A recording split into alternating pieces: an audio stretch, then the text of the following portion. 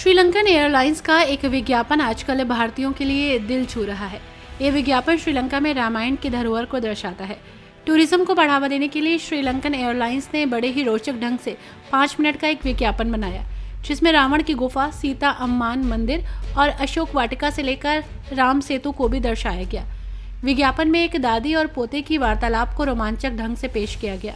राम भक्तों को आकर्षित करने के लिए इसे तैयार किया गया, जिसे भारत में भी खूब पसंद किया गया। परिणाम स्वरूप सोशल मीडिया यूजर्स अभी से ही अपनी अगली यात्रा के लिए श्रीलंका जाकर अपने आराध्य श्री राम से जुड़े इन ऐतिहासिक और धार्मिक स्थलों को देखने की योजना बनाने लगे हैं। जो जिलाध्यक्ष हैं, संगठन के लोग हैं, जो मंच पर बैठे हुए, हमारी पार्टी के सभी नेता, यहां पर चुनाव में समाजवादी पार्टी का झंडा बुलंद करने वाले हमारे सेक्टर, बूथ और गांव-गांव के हमारे तमाम समाजवादी साथी इस चुनावी जनसभा में उपस्थित बड़ी संख्या में आदरणीय बुजुर्ग, नौजवान साथी, माताएं, बहनें और पत्रकार बंधुओं, मैं सबसे पहले कुनरकी विधानसभा के अपने सभी समाजवादी साथियों का बहुत बहुत धन्यवाद और आभार प्रकट करना चाहता हूं। मैं देख रहा हूं मैदान में बड़ी संख्या में हमारे साथी दिखाई दे रहे हैं, और ये वही साथी हैं जिन्होंने समय समय पर समाजवादी पार्टी को हमें जिताने का काम किया है। मैं आपका विशेष धन्यवाद दूंगा और मैं आभार भी प्रकट करूंगा कि आप लोगों ने समाजवादी पार्टी के फैसले का हमेशा समर्थन किया है। मुझे याद है जब पिछला विधानसभा का चुनाव था, उस समय हमारे विधायक रहे हाजी रिजवान साहब, इनकी टिकट मैंने काट दी थी। ये टिकट किसी और ने नहीं काटी थी, ये टिकट हमने काटी थी।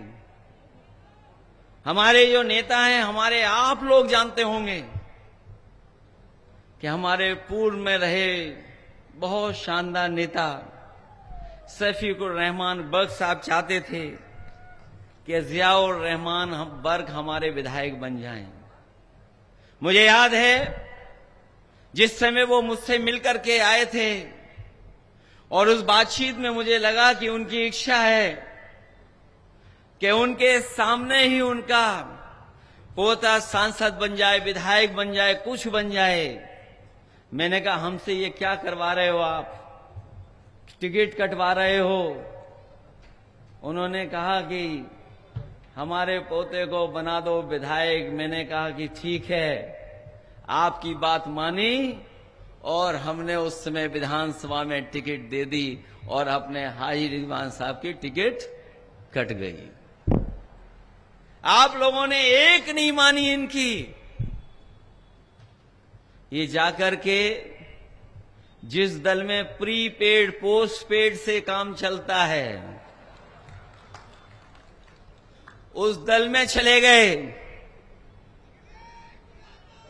लेकिन कुंदरकी की जनता ने, यही नौजवान, यही बुजुर्ग, इन्होंने एक नहीं मानी और समाजवादी पार्टी के चुनाव चिन्ह साइकिल पर आपने वोट दे करके यहां से विधायक चुन करके विधानसभा में भेजा।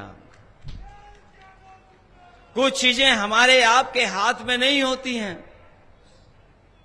हम लोग लाख कोशिश करें लेकिन हमारे हाथ में नहीं चीजें। हमने, पार्टी ने और आपने अपना नेता खो दिया।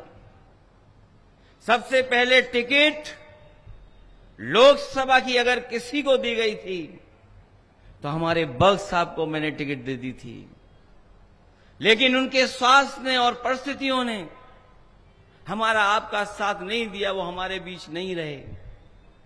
हमारे सामने बहुत सी चीजें थीं, लेकिन उन चीजों को मैं बदलना नहीं चाहता था। समाजवादी पार्टी ने उसी दिन तय कर लिया कि अगर कोई लोकसभा चुनाव लड़ेगा तो जियाउर रहमान बर्क चुनाव लड़ेंगे, और आप लोगों ने उसे ऐतिहासिक वोटों से जिता करके भेज दिया। आज लोकसभा में आपकी गिनती बहुत बड़ी है। गिनती बढ़ गई होती अगर प्रशासन के लोगों ने बेईमानी नहीं की होती। आपने वो ऐतिहासिक चुनाव लड़ा, वो परिणाम आया कि पूरा देश देखने लगा है कि देखिए उत्तर प्रदेश की जनता ने क्या समर्थन किया है। और मैं अपनी मीटिंगों में कहता था, आप याद करिए, मैं यही कहता था कि जहां से बीजेपी आई है वहीं से बीजेपी जाएगी। अगर यूपी से बीजेपी आई है तो यूपी से ही बीजेपी का सफाया होगा। और आप लोगों ने उस समय के गठबंधन को, इंडिया गठबंधन और पीडीए की रणनीति को आपने मदद करने का काम किया। इंडिया गठबंधन और पीडीए ने भारतीय जनता पार्टी को हरा दिया। यही प्रशासन लगा रहा, यही अधिकारी थे। हो सकता है कोई अधिकारी कहीं रहा हो, यहां आ गया हो, कभी वहां पर सख्ती करता रहा हो, आज यहां सख्ती कर रहा है। लेकिन जनता जब खड़ी हो गई तो बताओ, इंडिया गठबंधन और पीडीए की रणनीति ने बीजेपी को चारों खाने चित्त कर दिया कि नहीं कर दिया, बताओ। और ये जो लोग पीडीए से घबराए हुए हैं, ये बहुत ही नकारात्मक लोग हैं, बहुत ही निगेटिव लोग हैं। इनकी राजनीति सकारात्मक नहीं है, ये पॉजिटिव राजनीति नहीं करते, ये सौहार्द की राजनीति नहीं करते, ये नकारात्मक राजनीति करते हैं। क्योंकि इनकी सोच नकारात्मक है, इसलिए नकारात्मक राजनीति करते हैं।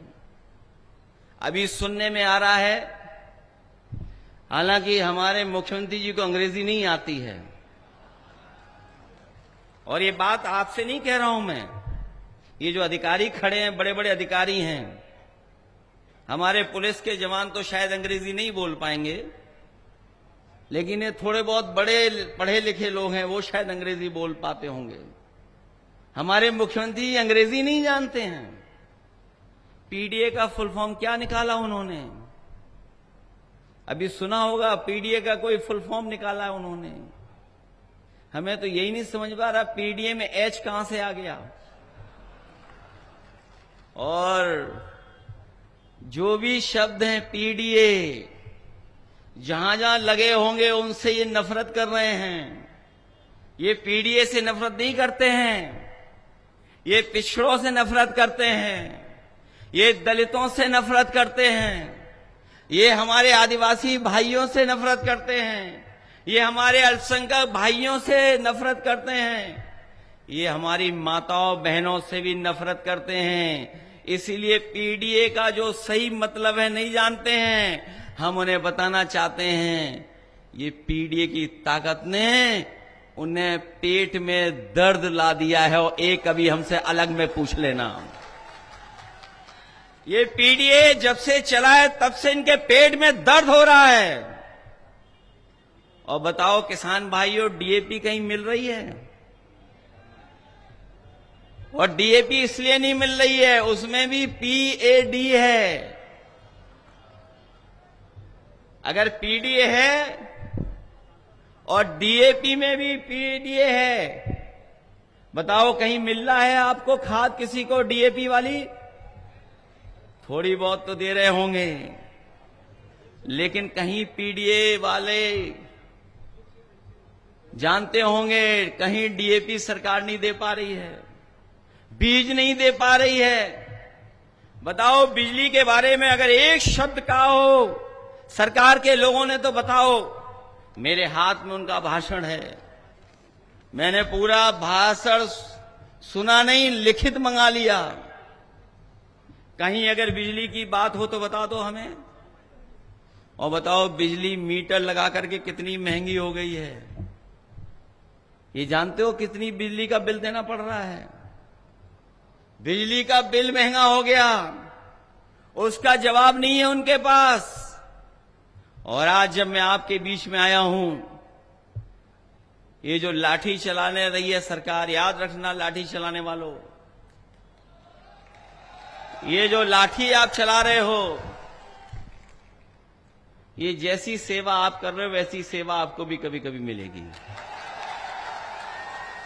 अभी इलाहाबाद में सुना है लाठी चल रही है, वहां पर यूपी पीएससी वाले नौजवान छात्र जब अपनी मांग को लेकर के गए, उनको लाठी मार दी, लाठी मार करके दबाना चाहते हैं, और इसलिए दबाना चाहते हैं इनके पास कोई नहीं बचा, अधिकारियों के अलावा कोई इनके पास नहीं है, जनता तो है ही नहीं। और अगर जनता इनके साथ होती तो क्या बताओ, बीजेपी के नेता को अपनी वेशभूषा बदलनी पड़ती क्या?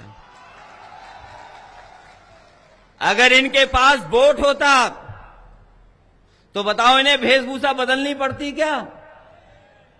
सुना है वेशभूषा बदल करके वोट मांग रहे हैं।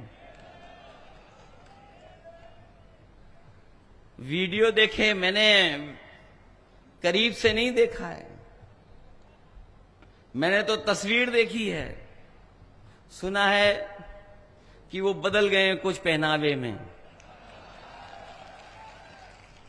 और जिन्होंने रामायण देखी होगी, रामायण जिन्होंने देखी होगी वो जानते होंगे हमारे सीता मां का अपहरण भी भेष बदल करके हुआ था। इसलिए सावधान हो कि नहीं सावधान हो आप? मैं आपसे कहना चाहता हूं कि जुड़ेंगे तो जीतेंगे। ये पीडीए की रणनीति जिताएगी आपको, और इसीलिए पीडीए से घबरा करके ये पीडीए के बारे में अनाप शनाप कह रहे हैं, पिछड़े दलित अगड़ों के बारे में। ये वही सरकार के लोग हैं जिन्होंने हमारे जाने के बाद मंदिर धुलवाया था, हमारे हटने के बाद मुख्यमंत्री आवास धुलवाया था गंगा जल से। बताओ पीडीए के लोग कभी ये स्वीकार कर सकते हैं? आप बताओ जाके पीडीए परिवार के लोगों को कि ये वही लोग हैं जो अपमानित कर रहे हैं हजारों साल से, और फिर साजिश कर करके सत्ता में रहना चाहते हैं। ये लड़ाई बहुत पुरानी है। ये हम पे कहते हैं कि हम जातिवादी लोग हैं। हम उनसे पूछना चाहते हैं जाति को मिटाने के लिए आपने क्या किया है? हम समाजवादी लोगों ने कभी जातिवादी आधार पर वोट नहीं मांगा। हम लोगों ने तो संविधान बचाने के लिए वोट मांगा, और संविधान अभी जो बचाने की लड़ाई थी वो पूरी नहीं हुई है। ये संविधान की लड़ाई पूरी तभी होगी जब दिल्ली से और लखनऊ से भारतीय जनता पार्टी का सफाया होगा। ये अभी लड़ाई पूरी नहीं हुई है। चुनाव हम लोग जीत गए हैं, इनको थोड़ा रोका है हम लोगों ने, लेकिन अभी हटाया नहीं है। अभी तो इनके थोड़े बहुत चेहरे डाउन हुए हैं, अभी तो इन्हें सत्ता से हटाना है। और याद करिए आप लोग, जब से बीजेपी हारी है उत्तर प्रदेश में, तब से इन्हें नींद नहीं आ रही है। जब ये करवट बदलते हैं तो कभी यूपी याद आ जाती है, यूपी की हार याद आ जाती है, और जब दूसरी करवट सोने की कोशिश बीजेपी करते हैं बीजेपी वाले, तो उन्हें अयोध्या याद आ जाती है। ये नकारात्मक राजनीति करने वालों को जनता ने नकारने का काम किया है। इसलिए संविधान हमारी ढाल है, संविधान हमें सुरक्षा देता है, संविधान हमारी शक्ति है, और संविधान हमारा रक्षा कवच भी है, और संविधान हमारा पीडीए का प्रकाश स्तंभ बनकर के हमें उस रास्ते पे चलने का आह्वान करता है। इसलिए पीडीए पॉजिटिव पॉलिटिक्स है, पीडीए जोड़ने वाली पॉलिटिक्स है। पीडीए हमारे लोगों को, जो गरीब तबके के लोग हैं, उनको आगे बढ़ाने की ताकत है, उनको जोड़ करके आगे चलने की ताकत है। सुना है कि यहां पर लोग घबराए हुए हैं, और अगर यही डर है तो हमें भी नहीं आना चाहिए था, हमें भी डर जाना चाहिए था। बताओ, आप लोग घबरा जाओगे, डर जाओगे आप लोग? ये चुनाव बताओ किसका चुनाव है? ये चुनाव अब समाजवादी पार्टी का और भविष्य का चुनाव बन गया है। आपके भविष्य का चुनाव है, समाजवादी पार्टी का चुनाव है। और जो ज्यादा घूम घूम करके न जाने क्या क्या कह रहे हैं, हमें बता रहे हैं हम माफिया हैं, गुंडे हैं, अपराधियों का साथ देते हैं। मुझे लगता है सरकार वाले कभी आईना देख करके घर से नहीं निकलते हैं। जो लोग हमें माफिया बोल रहे हैं, जो हमें न जाने क्या क्या बोल रहे हैं, वो जब घर से निकलते होंगे तो शायद आईना देख करके निकलते नहीं हैं। और जो लोग बुलडोजर लेकर के चलते थे, ये पहली सरकार है जिसने सुप्रीम कोर्ट ने जुर्माना लगा दिया है। हाई कोर्ट, सुप्रीम कोर्ट लगातार जुर्माना लगा रहा है, जुर्माना। क्या इनके पास कोई जवाब है इसका कि जुर्माना क्यों लग रहा है सरकार पर? अभी सुप्रीम कोर्ट का जो फैसला आया है उसमें जुर्माना लग गया सरकार को 25 लाख का। पढ़ा है कि नहीं पढ़ा आप लोगों ने? बताओ, सुप्रीम कोर्ट ने क्या नहीं कहा इनके खिलाफ? सब कुछ कहा इनके खिलाफ। इसीलिए हम आपसे कहना चाहते हैं, संविधान की लड़ाई अभी खत्म नहीं हुई है, क्योंकि ये संस्थाओं पे कब्जा कर करके बैठे हैं। यूनिवर्सिटी कॉलेजों में जहां बैठे लोग हैं, वहां पर अभी भी वही काम कर रहे हैं, वही फैसला ले रहे हैं। अभी भी नौकरियां नहीं मिल रही हैं, पीडीए के परिवार के लोगों को नौकरियां नहीं मिल रही हैं।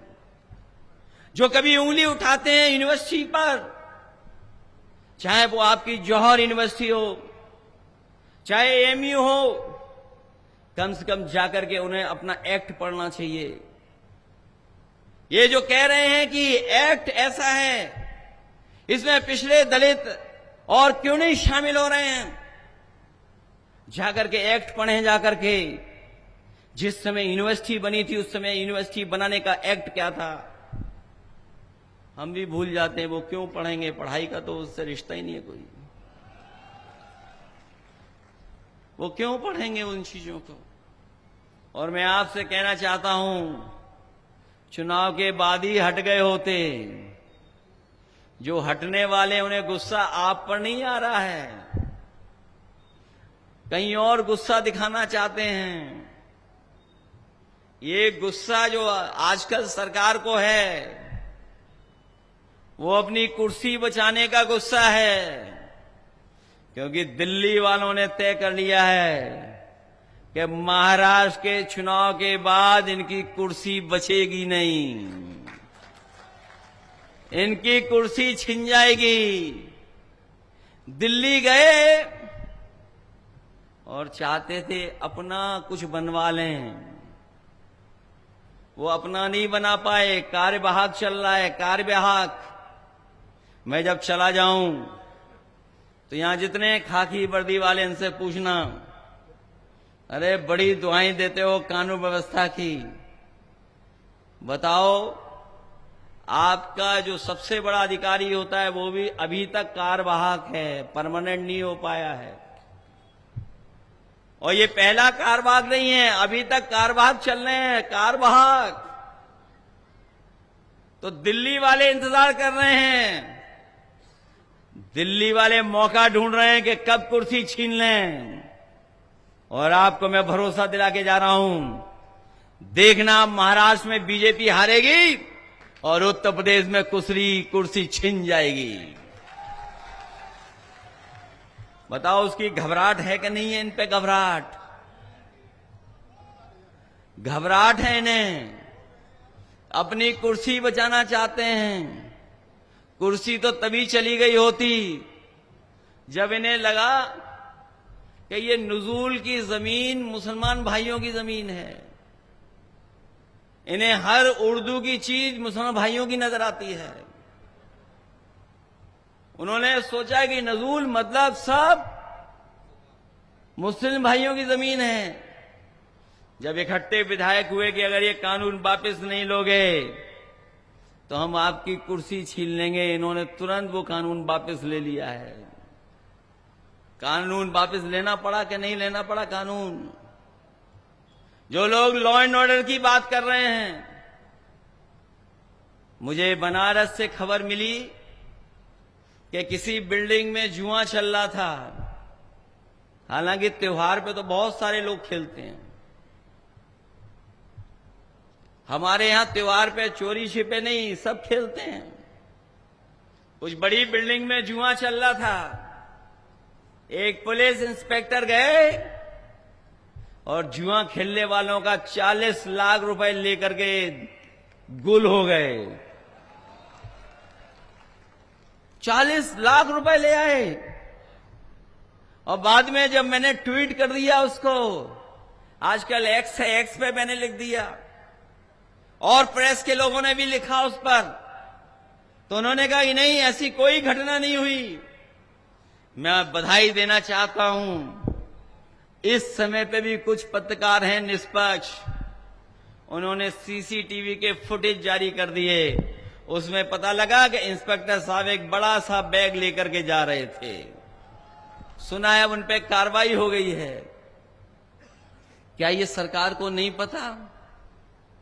और आप में से सब जानते होंगे, जब से ये 100 नंबर कुछ और नंबर हुई है, पुलिस वालों ने भी अपना रेट बढ़ा लिया है। ये 100 नंबर, ये जितने लोग खड़े हैं प्रशासन के लोग, ये सब जानते होंगे कि ये 100 नंबर बनाया गया था इनकी सुविधा के लिए और जनता की सेवा के लिए। फोन करो, पुलिस मदद के लिए आ जाए। अब तो फोन करो, पुलिस लूटने आ रही है। ये कौन बदल रहा है ये प्रशासन को? क्या सरकार को नहीं पता? इतनी लूट मची हुई है।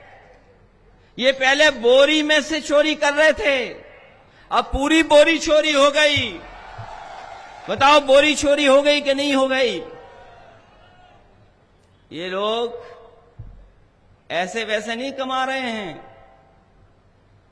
एक बार बड़े अधिकारियों को पता लगा कि एक थाने में बहुत कमाई हो रही है। वो बड़े अधिकारी पहुंच गए उस थाने में, रंगों हाथों पुलिस पकड़ ली। बताओ, रंगों हाथ, रंगे हाथ पकड़ ली पुलिस को। और जानते हो, बताओ क्या कमाई थी उस थाने की? कभी आपने हिसाब किताब लगाया, सोचा कि क्या कमाई थी उस थाने की? 15 लाख रुपए प्रतिदिन कमाई थी। बताओ, ये सरकार अपने आप को ईमानदार बोल रही है? मैंने 2 उदाहरण दिए हैं।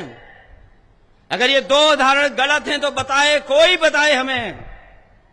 जो इस जिले में अधिकारी हैं, 2 उदाहरण मैंने दिए हैं, करो कार्रवाई। बोलो अगर ये 2 उदाहरण गलत हों तो बता दो हमें। 2 उदाहरण दिए हैं, पूरी की पूरी सरकार ने पुलिस को चोरी पे लगा दिया। बताओ, ये बदनामी हो रही है उत्तर प्रदेश की कि नहीं बदनामी हो रही? और जो लोग सम्मान से जीना चाहते हैं, सम्मान से काम करना चाहते हैं, उन्हें सम्मान से काम नहीं करने दे रहे हैं। 50 में पायदान का आईपीएस सबसे ऊपर बैठा दिया। 48 आईपीएस अंदर ही अंदर खिलाफ खड़े हुए हैं। 50 में पायदान को सबसे ऊपर। तो बताओ, जो नीचे वाले पायदान वाले हैं वो क्या कर रहे होंगे? वो सब कुछ बता रहे हैं, जगह जगह बैठ करके बता रहे हैं कि पुलिस प्रशासन क्या कर रहा है। सोचिए सरकार कैसी है। और जब अपनी बदनामी हो जाती है, बदनामी इनकी, तो बताओ, एक इनकाउंटर कर करके दूसरा इनकाउंटर से बैलेंस करते हैं। मुझे याद है सुल्तानपुर में एक को मार दिया, उन्होंने गोली से मार दिया। जब जनता ने कहा कि ये गलत हो रहा है, ये बेईमानी की, रात में उठा करके मार दिया, तो जब सरकार की बदनामी हुई तो उन्होंने कहा कि हमें बैलेंस करना पड़ेगा। बैलेंस करने के लिए बताओ दूसरे को गोली मार दी, दूसरे का एनकाउंटर कर दिया। क्या यही संविधान हमें रास्ता दिखाता है? क्या यही लोकतंत्र का रास्ता है कि एक हत्या कर दें और दूसरी हत्या को बैलेंस के लिए कर दें? इसीलिए जनता ने आपको चुन करके भेजा है। इनसे ज्यादा नकारात्मक लोग दुनिया में नहीं होंगे। और जो नारा दिया है इन्होंने, जो नारा दिया है, दुनिया में के इतिहास में कहीं इतना नेगेटिव नारा नहीं दिया होगा जो ये नेगेटिव नारा दिया है इन्होंने। ये दुनिया के इतिहास में कभी ऐसा नारा नहीं आया होगा कि बटोगे तो कटोगे। और ये नारा कहां से लेकर के आए? ये नारा वहीं से अंग्रेजों से सीख करके आए जिन्होंने कभी कहा था डिवाइड एंड रूल। डिवाइड का मतलब क्या होता है? डिवाइड का मतलब क्या है? वही है जो ये नारे में दे रहे हैं।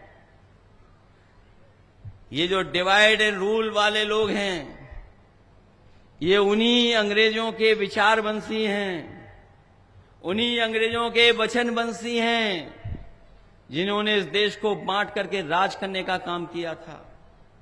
इसलिए हम कहना चाहते हैं, ये भारतीय जनता पार्टी के लोग डर के व्यापारी हैं और भय का कारोबार कर रहे हैं, भय का कारोबार कर रहे हैं। आप घबरा तो नहीं जाओगे? डर तो नहीं जाओगे? ये पहले भी मुखबिरी करते थे और आज ये चिल्ला चिल्ला करके मुखबिर बन गए हैं। इनका कोई आधार नहीं है, इनकी नकारात्मक पहचान है, इनकी जुबान भी नकारात्मकता से भरी हुई है। इसीलिए विकास की बातें नहीं कर रहे हैं, ये केवल विनाश की बातें कर रहे हैं, विनाश की बातें कर रहे हैं। इनका मन की कुटिलता है जिसकी वजह से इनके कुटिल वचन निकल करके आ रहे हैं। इनकी मन में कुटिलता है, इसीलिए कुटिलता के वचन निकल करके आ रहे हैं। हमारे पत्रकार साथी भी जानते होंगे, अगर ये सच दिखा दें तो इन पे भी लाठी पड़ेगी।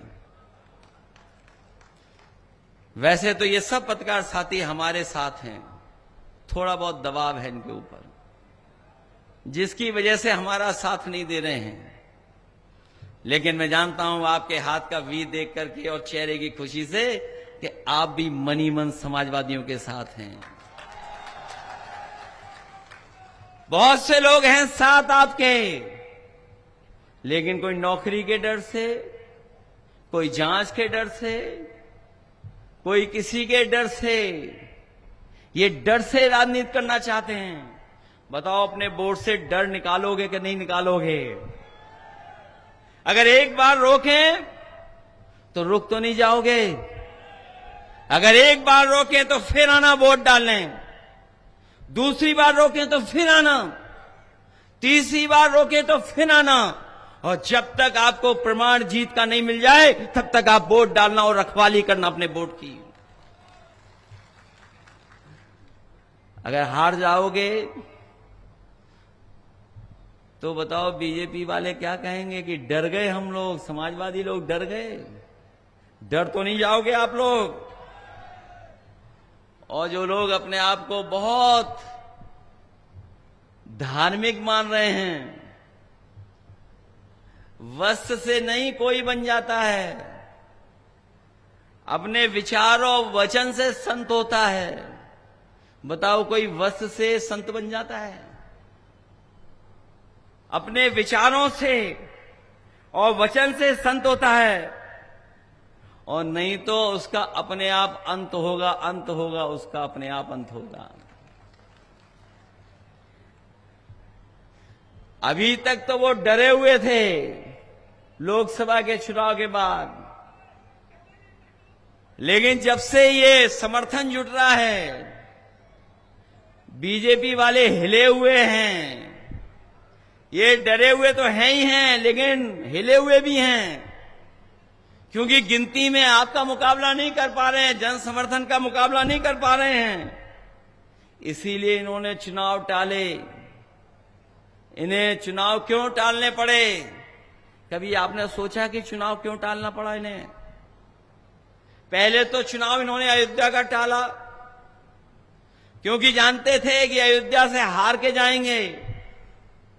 वहां पर मुख्यमंत्री जी 1 बार गए, 2 बार गए, 3 बार गए, तमाम योजनाएं दे दी। वहां पर भी कोटेदारों को लगा दिया, प्रधानों की जांच के लिए लगा दिया, अधिकारी अपने मनमर्जी के कर लिए, बीएलओ पोस्ट कर लिए, एक भी पीडीए परिवार का अधिकारी पोस्ट नहीं किया। लेकिन जब उनका इंटरनल सर्वे आया अयोध्या में कि आप चुनाव हार रहे हो, तो उन्होंने अपना चुनाव टाल दिया। चुनाव नहीं हो पा रहा है अयोध्या में, चुनाव नहीं हुआ अयोध्या में। और जो तारीख थी चुनाव की, इन्हें पता लग गया कि चुनाव हार गए, सबके सब हार गए। ये परसेंटेज में 100 की 100 सीटें हार रहे हैं और गिनती में 9 की 9 सीटें हार रहे हैं। इसीलिए चुनाव टाल दिया इन्होंने, क्योंकि बहुत सारी जगह पर त्योहार के समय पर लोग दूर दूर से अपने घर आए थे। यहां प्रधान लड़े होंगे, प्रधान ही लड़ने वाले जानते हैं, अपना एक एक वोट बुला लेते हैं तैयारी कर करके, और जो दूर है उसको खुश कर करके कई बार टिकट के लिए पैसा भी भिजवा देते हैं। वो वोट मंगवा लेते हैं, वोट आ जाता है। इन्हें भनक पड़ गई बीजेपी वालों को कि जो छुट्टी लेकर के आए हैं त्योहारों पर, वो इनके खिलाफ वोट डालने का काम करेंगे, क्योंकि त्योहारों पे जो महंगाई आई है, वैसे तो खुशियां मनाई जाती, मिठाई खाई जाती है, लेकिन इनकी महंगाई की वजह से सब त्योहार फीके पड़ गए, कोई त्योहार अच्छा नहीं मन पाया। इसलिए वो त्योहार पे जो लोग आए थे वो मन बना लिए थे कि इन्हें हराएंगे। इन बीजेपी वालों को भनक पड़ गई एलआईयू के माध्यम से कि जो बाहर से लोग आए हैं ये लोग वोट डाल देंगे इनके खिलाफ। इसलिए इन्होंने बताओ चुनाव की तारीख बदल दी कि नहीं बदल दी, खर्चा बढ़ा दिया कि नहीं बढ़ा दिया। बीजेपी वालों को क्या वो सरकार में है, किसी अधिकारी को हिला देंगे, खर्चा ले लेंगे, किसी अधिकारी को डरा देंगे, खर्चा ले लेंगे। और इसीलिए इन्होंने चुनाव टाल दिया, क्योंकि इन्होंने पता था कि चुनाव हारने जा रहे हैं। ये बात तो समझ में आ रही होगी कि चुनाव क्यों टाला इन्होंने। हम तो ये कह रहे हैं कि जितना चुनाव टालोगे उतना बुरा हारोगे। बताओ हराओगे इन्हें कि नहीं हराओगे आप लोग? और ये जो नौजवान जो हमारे होंगे, हमारे नौजवान जानते होंगे कि नौकरी और रोजगार किसी को दे नहीं पाई हैं लोग। कहीं नौकरी सरकारी मिली हो किसी को तो बता दो। ये नौकरी नहीं दे पा रहे हैं। नौकरी भाजपा के एजेंडा में ही नहीं है, एजेंडा में ही नहीं है। इनके एजेंडा में नौकरी नहीं है। ये युवाओं के साथ साथ उन युवाओं के भविष्य के साथ भी धोखा कर रहे हैं।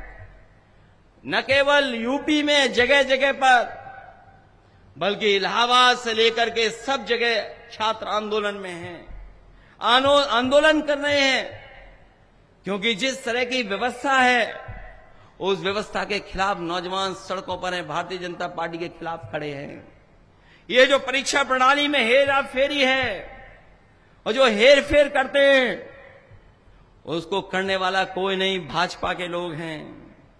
आपने देखा होगा गलत प्रश्नोत्तर, गलत क्वेश्चन पेपर और पेपर छपवाने वाले कोई नहीं है, भाजपा वाले हैं।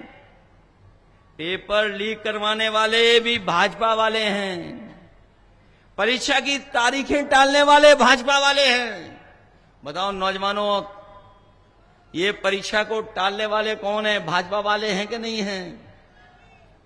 परीक्षा रद्द करवाने वाले भाजपा वाले हैं। जो कॉपी होती है उसको भी बदलने वाला कोई है तो भाजपा वाले हैं। और आरक्षण को मारने वाले भी भाजपा वाले हैं। बताओ आपके आरक्षण के साथ खिलवाड़ कर रहे हैं कि नहीं कर रहे हैं? आरक्षण के साथ खिलवाड़ हो रही है। ये हमारे पीछे बैठे होंगे लोधी समाज के लोग, सैनी समाज के लोग, प्रजापति लोग, वाल्मीकि लोग, दलित लोग, कोई समाज ऐसा नहीं बचा जिसके लोग ना बैठे हों। बताओ, पिछड़ों के साथ, दलितों के साथ, आदिवासियों के साथ ये आरक्षण की खिलवाड़ कर रहे हैं कि नहीं कर रहे हैं? और रिजल्ट लटकाने वाले भी भाजपा वाले ही हैं। और अगर इन चीजों से निकल जाए परीक्षा तो कोर्ट में परिणाम उलझाने वाले भी भारतीय जनता पार्टी वाले हैं। कोर्ट में परीक्षा को उलझा देते हैं। इस बार युवा इनका छोड़ेंगे नहीं, नौजवान इस बार छोड़ने वाला नहीं है इनको। इनके खिलाफ मतदान करने जा रहा है। इसलिए हम आपसे निवेदन और अपील करने आए हैं कि ये चुनाव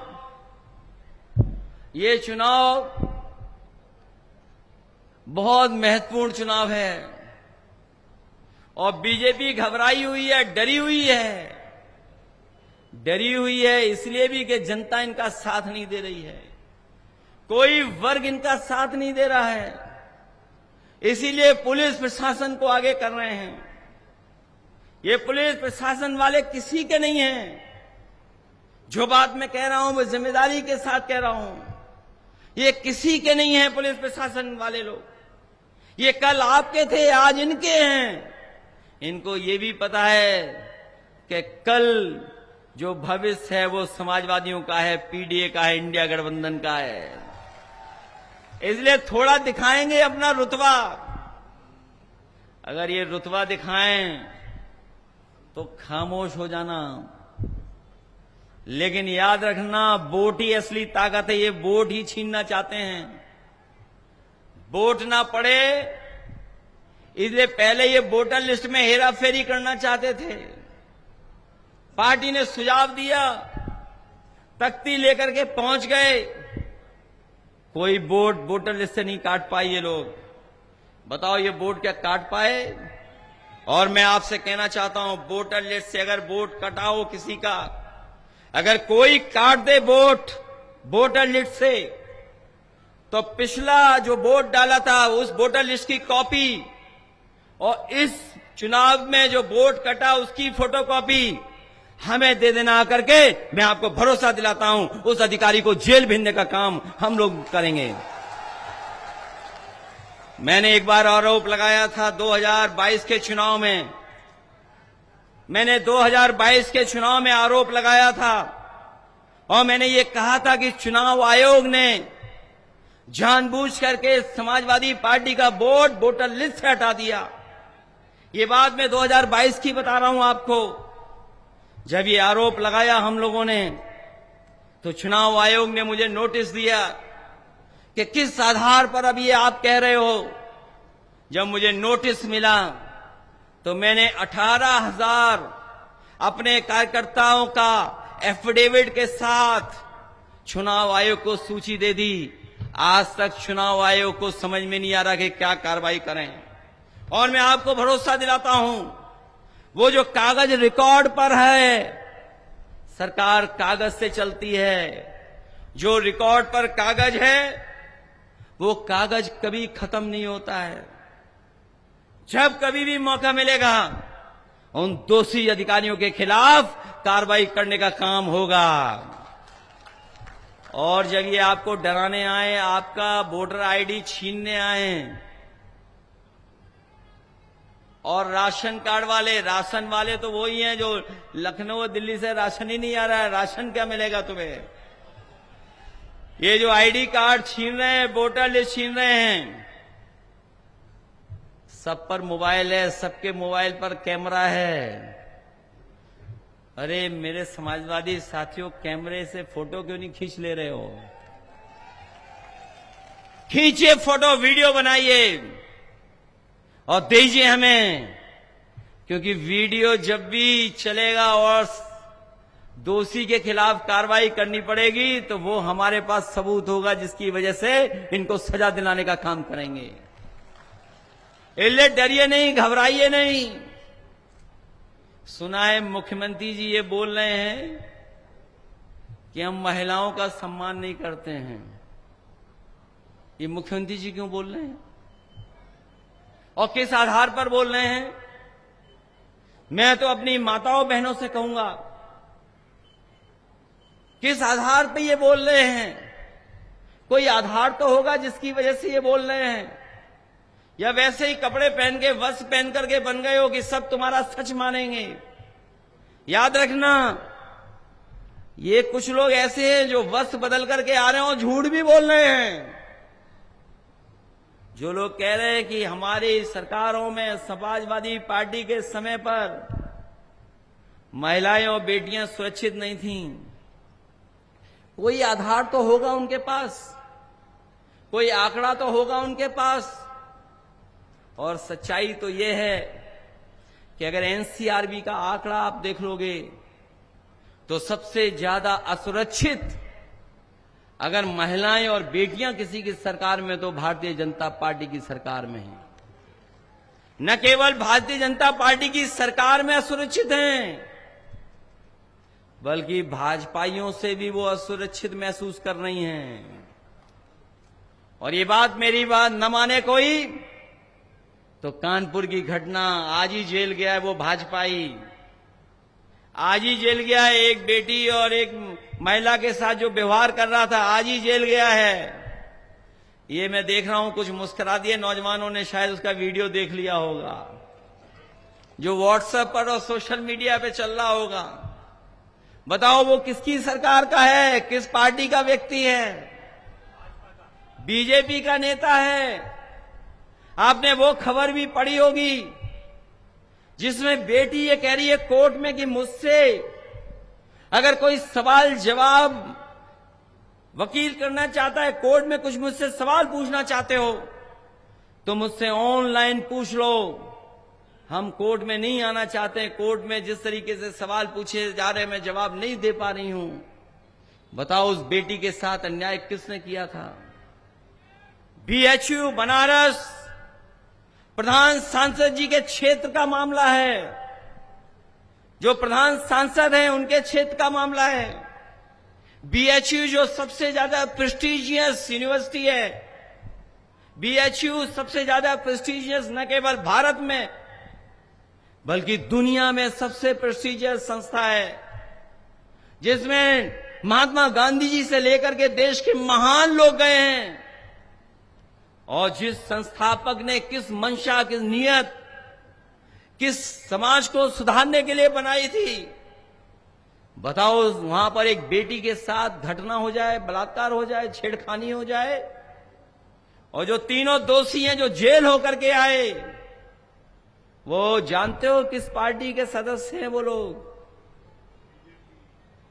बीजेपी के सदस्य हैं। बीजेपी के सोशल मीडिया के वो इंचार्ज रहे हैं, आईटी सेल के इंचार्ज हैं।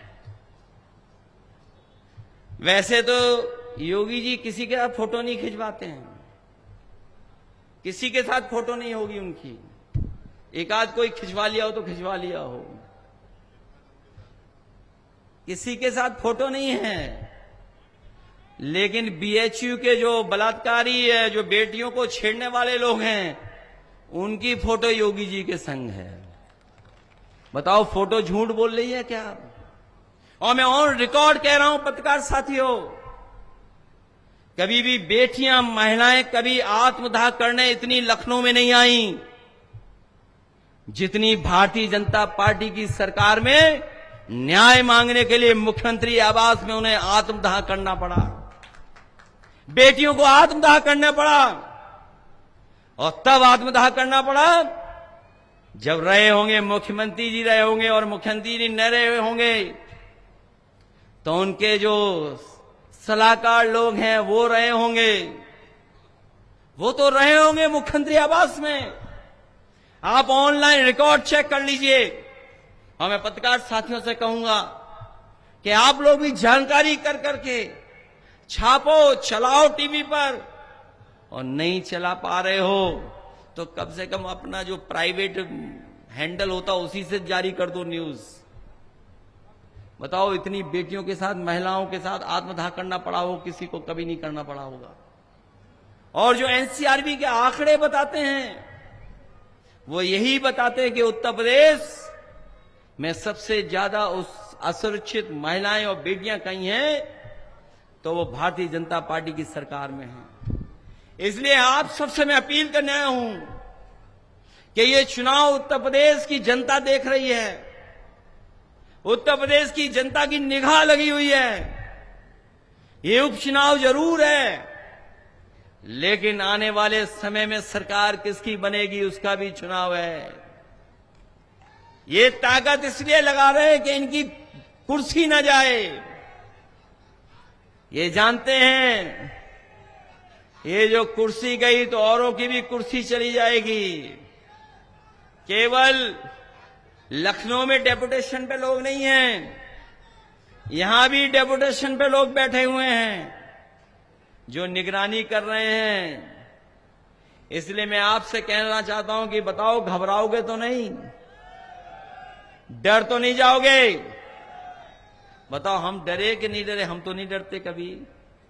मुझे याद है जेपी नायसी जयप्रकाश जी के नाम पर जो बना है लखनऊ में म्यूजियम, उसमें एक बार पुलिस लगा दी उन्होंने गेट पर। इतनी फोर्स लगा दी, कोई नहीं जा सकता था। मैं गया, मैंने देखा कि फोर्स लगी हुई है, क्या रास्ता निकालें? हमें कुछ समझ में नहीं आया, क्योंकि सर पे लाल टोपी थी। हमने पूरा का पूरा गेट फांद करके सीधे अंदर जाकर के हम लोग जेपी जी के प्रतिमा पर माल्यार्पण करके आ गए। बताओ, माल्यार्पण करके आए कि नहीं आए? पुलिस खड़ी देखती रह गई। और इस बार जब आई थी तारीख, वो नौ हमारे जो त्योहार होते हैं, उन त्योहारों के समय पर उन्होंने टीन शेड लगा दी, इतनी ऊंची ऊंची टीन शेड। वो घबरा गए कि हम फिर कूद जाएंगे उस गेट को। टीन शेड लगा दी उन्होंने। मैं रात को देखने गया, मैंने कहा टीन शेड लगा दी, कोई बात नहीं, मैं सुबह आकर के देखूंगा कि कैसे अंदर चले जाएं। पता लगा इतनी फोर्स लगा दी। और इन्हीं पुलिस फोर्स के बड़े अधिकारी आए हमारे पास, 3 बड़े अधिकारी आए। बोले आप वहां मत जाइए। मैंने कहा नहीं जाऊंगा वहां पर, लेकिन जेपी जी के आप माल्यार्पण जरूर करूंगा। हम लाए प्रतिमा और उनके सामने रख करके माल्यार्पण कर दिया। और मैंने उनसे कहा कि ये गेट पे जो टीन शेड लगाई है आपने, ये जब तक टीन शेड लगी रहेगी मैं नहीं जाऊंगा। जिस दिन टीन शेड हटेगी उसी दिन फिर अंदर जाकर के माल्यार्पण कराऊंगा। और आप पता कर लेना, अभी भी टीन शेड लगा करके रखवाली कर रहे हैं उसकी। कैसे बीजेपी वाले हो, कोई काम ही नहीं आपके पास। इसलिए घबराओ मत। क्या घबरा जाओगे आप लोग? घबराने वालों का कोई कुछ नहीं होता भविष्य। और ये तो बहादुर लोग हैं यहां पर।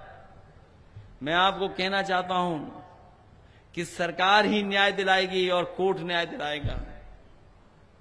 जो कुछ परेशानियां आ रही हैं, जो रामपुर में भी परेशानी आई है मोहम्मद आजम खान साहब पर, उसकी मदद कोर्ट करेगा या सरकार करेगी? क्योंकि उनको झूठा फंसाने का काम किया है। हम लोग बिल्कुल सरकार के करीब पहुंच रहे हैं, क्योंकि पीडीए की ताकत से ये घबराए हुए हैं। जब से पीडीए का नारा दिया है, भारतीय जनता पार्टी के लोगों को समझ में नहीं आ रहा है इसकी काट क्या ढूंढें। इसीलिए इधर उधर वाली बातें कर रहे हैं। न जाने कौन सी डिग्री पाए हैं जो पीएडी का फुल फॉर्म भी नहीं जानते, पीडीए का। पता नहीं कहां से क्या जोड़ देते हैं, इसका ही कोई हिसाब किताब नहीं है। इसलिए मदद करिए आप लोग, जिताइए आप लोग। और अगर कोई घबरा रहा हो तो हमारे साथ हेलीकॉप्टर में चले, हम उसे ले जा रहे हैं। कोई घबरा तो नहीं रहा यहां पर? मंच वाले तो नहीं घबरा रहे हैं? मुझे लगता है कोई मंच पे घबराने वाला बैठा हुआ है। तो कोई घबराने वाला तो नहीं है। ये कोई इसलिए नहीं घबराएंगे, अगर घबरा गए तो टिकट नहीं मिलेगी इनको। अगर इन्होंने अधिकारियों से सांठगांठ की, मैं कह रहा हूं अभी किसी अधिकारियों से सांठगांठ मत करना, कोई दोस्ती नहीं है।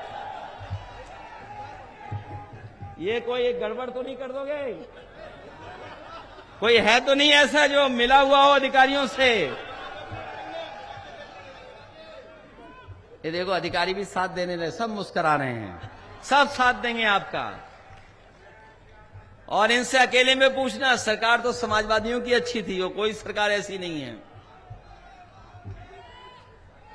जब प्रमोशन वाली बात आई थी, मुझे याद है, जब प्रमोशन वाली बात आई थी, मुझे याद है प्रमोशन जब होना था, बहुत से लोग चाहते थे कि हमारे जवानों को परीक्षा लिखी जाए, परीक्षा दें, तब इनको प्रमोट किया जाए। मैंने कहा कोई परीक्षा नहीं होगी, सीधा प्रमोशन होगा। इनसे पूछ लेना, जो भी प्रमोशन पाए होंगे उस समय, कोई परीक्षा, कोई किसी को लेन देन नहीं करना पड़ा था, सीधा सीधा प्रमोशन हो गया था। और कभी हेड कांस्टेबल इनोवा और मोटरसाइकिल पे नहीं चलता था, गाड़ियों पे नहीं चलते थे हेड कांस्टेबल। बताओ, हेड कांस्टेबल के लिए और डायल 100 में गाड़ियां किसने दी पुलिस को? समाजवादियों ने दी, समाजवादियों ने। इसलिए सुधार किसी ने किया तो समाजवादियों ने किया है। इसलिए ये आपकी मदद करेंगे, घबराइए नहीं। ये तो केवल अपना रुतबा दिखा रहे हैं कि मुख्यमंत्री जी खुश हो जाएं, बस खुश होने के लिए रुतबा दिखा रहे हैं। अभी मैं देख रहा था, एक पुलिस इंस्पेक्टर यूं करके वीडियो बना रहा था। अरे भाई, टेक्नोलॉजी हमने बहुत देखी है, अब मुस्कुरा रहे हो वीडियो बनाने वाले। यूं मोबाइल करके किसी को दिखा रहे थे कि देखो सपा जीत रही है वहां पर। कोई वीडियो बना रहा था वहां पर, यूं ऐसे वीडियो दिखा रहे थे कि देखो सपा की भीड़ कितनी है। तो सोचो, पुलिस के लोग भी अगर वीडियो दिखाने लगा तो बताओ कौन, किसकी जीत हो गई? हो गई जीत कि नहीं हो गई? आपका वोट इतना है कि उसको भी टोपी पहननी पड़ रही है। और अगर योगी जी को पता लग जाए कि टोपी पहन ली तो बताओ उसका क्या होगा? वही होगा लखीमपुर में जो विधायक के झापड़ मारा था किसी ने। वो सब विधायक तैयार हैं इस बार। बताओ, विधायक को झापड़ मारा था कि नहीं मारा था? क्या हुआ? विधायक को झापड़ मारा। वो सब विधायक बैठे हुए हैं गिनती कर करके, बस वो इंतजार कर रहे हैं। हमने डिस्काउंट भी दिया था, ऑफर भी दिया था, वो ऑफर हमारा जारी है, अंदर ही अंदर जारी है, ऊपर नहीं बताएंगे।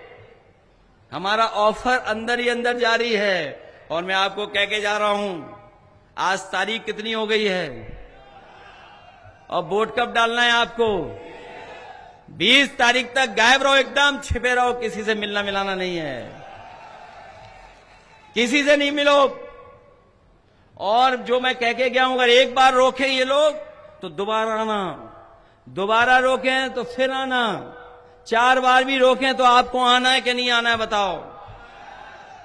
और अगर लाठी चली, वीडियो दिखाई दे गया, अन्याय हुआ, तो हम भी बांट के रखेंगे अपने विधायकों को, सांसदों को, राज्यसभा के लोगों को भी, कि जाइए और हमारे कार्यकर्ताओं की मदद करिए जाकर के। वो सब रहेंगे आपके साथ, घबराइए नहीं। लेकिन अब ये चुनाव बताओ किसका बचा है? चुनाव रिजवान साहब का तो है नहीं। अब चुनाव साइकिल का है कि नहीं है बताओ? रिजवान साहब का चुनाव तो नहीं है ना। पुलिस प्रशासन को रिजवान साहब से दिक्कत होगी, हमसे क्या दिक्कत है बताओ? किसी डीएम को हमसे दिक्कत हो तो बताओ, किसी एसपी को हमसे दिक्कत हो तो बताओ, और ये जितने खड़े पुलिस के लोग, अधिकारी लोग, किसी को हमसे दिक्कत हो बताओ? किसी को दिक्कत है हमसे? देखिए, मुस्कुराए कह दिया नहीं है दिक्कत। इनसे दिक्कत हो सकती है। ये इसलिए चुनाव समाजवादी पार्टी का है, हमारा चुनाव है। मदद करोगे कि नहीं करोगे? अब तो अधिकारियों ने भी सुन लिया होगा कि हमारा चुनाव है। अभी जो सरकार में लोग हैं उन पे इतने दिन नहीं हैं जितने दिन वो सरकार में रह लिए हैं। बताओ कितने दिन बचे हैं? लास्ट के 6 महीने मत गिनो, क्योंकि वो चुनाव के हैं, प्रचार के 6 महीना हैं, केवल 1.5 साल है। इन 1.5 साल में जानते हैं अधिकारी कि 1.5 साल के बाद दूसरी सरकार आने वाली है। और दूसरी सरकार आएगी तो उसकी खुशामद करने में आज ही से लग जाएंगे। आप देख लेना, आपके विधायकों की खुशामद करेंगे आज से वो लोग। इसलिए जिताइए और मदद करिए, सब लोग मिलकर के वोट डालना चुनाव चिन्ह साइकिल पर। हमारा इंतजार होगा जिस दिन तारीख होगी वोट की और जिस दिन गिनती की, उस दिन हम लोग केवल कुनरकी देखेंगे और उत्तर प्रदेश के उपचुनाव देखेंगे कि आखिरकार जनता ने क्या परिणाम दिया है। इसलिए मदद करिए, आप लोग सब लोग मदद करना, और ये प्रेस के लोग भी मदद करेंगे। इन्होंने वो वीडियो देख लिया, वो एक प्रेस वाले को कपड़े उतार करके नंगा करके मारा किसी बीजेपी वाले ने। बताओ, अपने पत्रकार साथी की मदद करोगे कि नहीं करोगे आप लोग? बताओ, आपके ही साथी को नंगा करके मारा हो, बताओ ये लोकतंत्र है क्या? यही संविधान हमें बताता है, दिखाता है रास्ता। इसलिए मदद करिए, आप लोग सहयोग करिए, सब लोग मिलकर के, और चुनाव चिन्ह साइकिल को जिताने का काम करना। बहुत बहुत धन्यवाद। हर न्यूज अपडेट के लिए डिस्क्रिप्शन बॉक्स में दिए हुए लिंक से ज्वाइन करें रॉयल बुलेटिन का व्हाट्सएप ग्रुप और पाएं हर खबर सबसे पहले अपने व्हाट्सएप पर। अपने आसपास की खबरों के लिए सब्सक्राइब करें रॉयल बुलेटिन और इस वीडियो पर कमेंट के जरिए अपनी राय देना ना भूलें।